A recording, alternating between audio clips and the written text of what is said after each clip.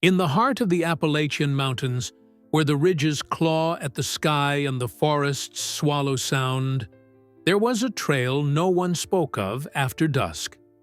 Locals called it the Hollow Path, a sunken trail flanked by gnarled pines that seemed to lean inward, as if guarding a secret. They said it wasn't the wind that howled there at night. It was her. Decades ago, a woman named Elara lived in a cabin at the trail's end. She was a healer, or so the townsfolk thought, brewing remedies from roots and whispering to the trees.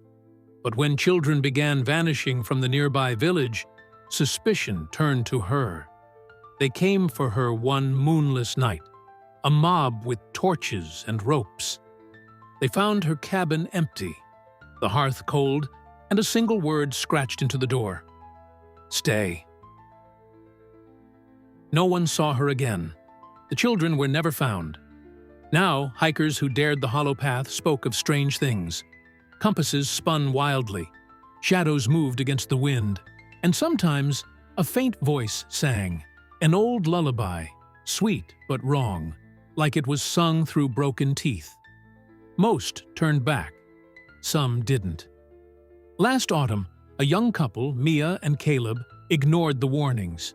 They were through hikers, chasing the Appalachian Trail's full length, and the hollow path was just a detour to them, a shortcut.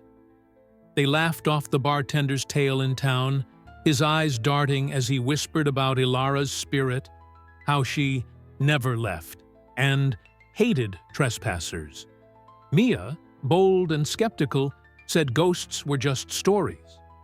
Caleb, quieter, pocketed a knife. They entered the path at noon, when the sun should have been strongest, but the pines choked the light, and the air grew heavy, like breathing through wet cloth. By dusk, they were lost.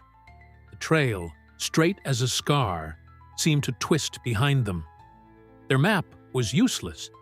Landmarks vanished. Mia's phone died despite a full charge. Caleb's flashlight flickered, casting shapes that shouldn't have been there, long fingers stretching across the dirt. Then they heard it, the lullaby. Soft at first, like a memory, but it grew sharper, the notes curling into a hiss. Mia clutched Caleb's arm, her bravado gone. "It's just the wind," she whispered, but her voice shook. Caleb didn't answer. He was staring at the ground where their footprints stopped, as if they'd been lifted and set down elsewhere. The singing stopped.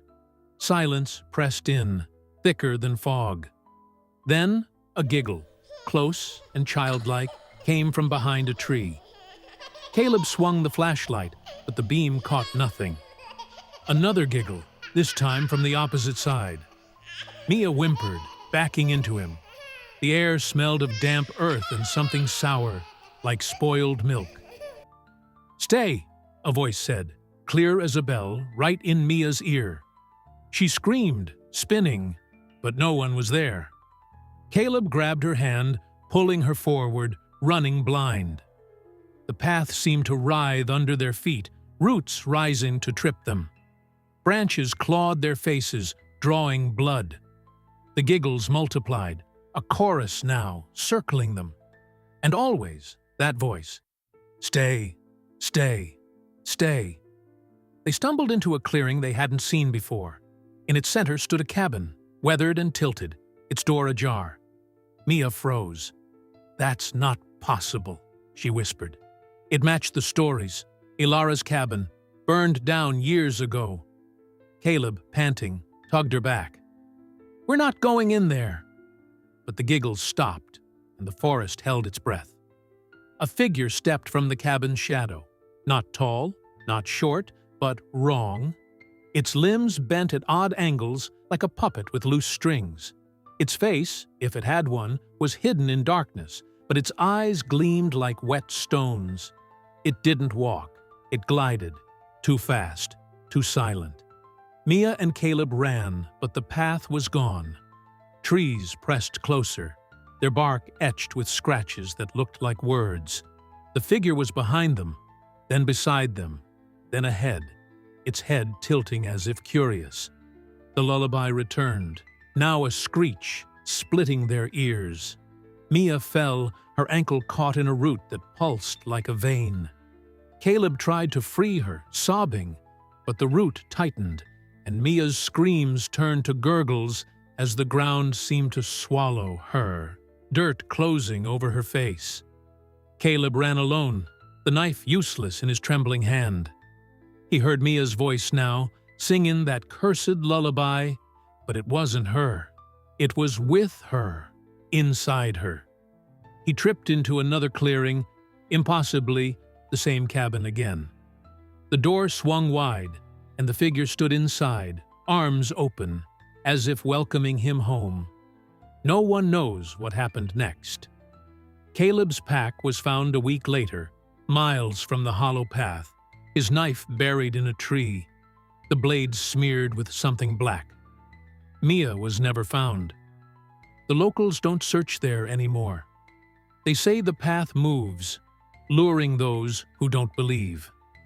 And at night, if you're foolish enough to wander near, you'll hear it.